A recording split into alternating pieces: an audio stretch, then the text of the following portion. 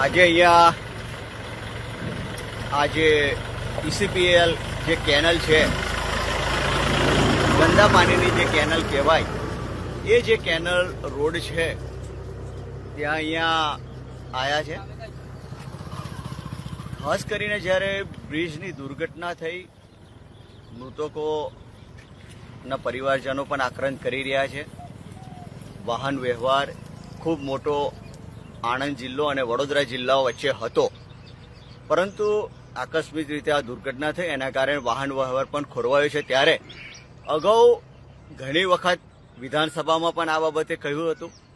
આજે ઈસીપીએલ કેનલ ગંદા કેનલ જે છે ઈસીપીએલ, એ રોડની પણ જે તે વખતે રાજ્ય સરકારે આ રોડને જો અત્યારે બનાવી દીધો હોત તો અત્યારે જે સિંગરોડ થઈને વાસદ થઈને જે લોકો આવે છે એ આ કેનલ પરથી પણ આવી શકતા હતા. હવે આ જો સરકારે પોતાની એમાં ના રહ્યા હોત કે ભાઈ આ લોકો બીજી પાર્ટીના છે કે આના છે, એમના સમયમાં કામ થાય કે ના થાય, એવા વિચારો જો ના રાખ્યા હોત તો આજે આ રોડ જે છે એ તમે લોકોએ જો બનાવી દીધો હોત. 2019માં પણ 18-19માં પણ આ બાબતે માગણી કરી હતી, સતત માગણી કરતા રહ્યા છે કે આ જે રોડ છે રાજ્ય સરકાર પોતાના હસ્તક લઈને બનાવી દેવામાં આવે. હું હજુ પણ અરજ કરું છું, હજુ પણ એક વિનંતી કરું છું માનનીય મુખ્યમંત્રી શ્રી, આપ હજુ પણ સાની રાહ જોઈ રહ્યા છો. માર્ગ અને મકાન વિભાગ આપની પાસે છે. આપ ઈચ્છો તો આજે સાંજથી જ આ ઈસીપીએલ કેનલ જે રોડ છે એને આપ બનાવી શકો. કામગીરી કાલથી જ શરૂ કરવા ઈચ્છતા હોય તો કાલથી જ શરૂ થઈ શકે એવું છે.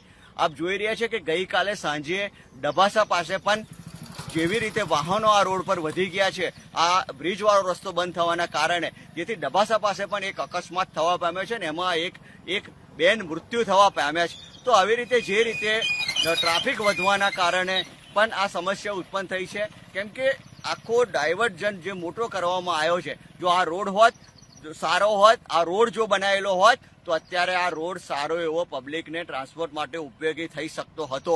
હજુ પણ સમય છે, આવતીકાલથી જ કામ શરૂ કરી દો આ રોડનું, એવી માગણી આપણી પાસે કરી રહ્યો છું. માર્ગ મકાન વિભાગ આપણી પાસે છે.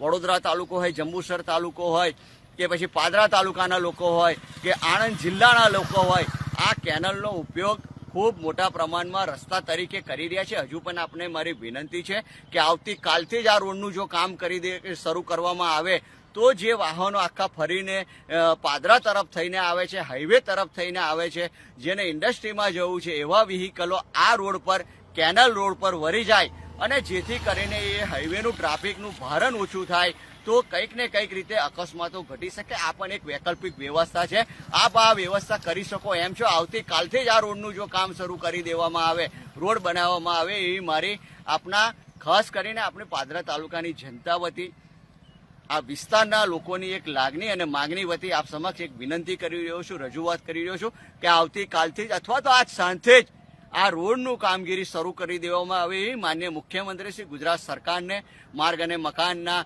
મંત્રીશ્રીને, સાથે પ્રવક્તા મંત્રી, આરોગ્ય મંત્રીશ્રીને પણ જ્યારે આજે મુલાકાતે આપ અહીંયા આવ્યા છો ત્યારે આ વિસ્તારને પણ પહેલા એવું હતું કે અહીંયા કોંગ્રેસના ધારાસભ્ય છે તો કામો નથી કરવા, પરંતુ હવે તો 3.5 વર્ષ વીતી ગયા છે.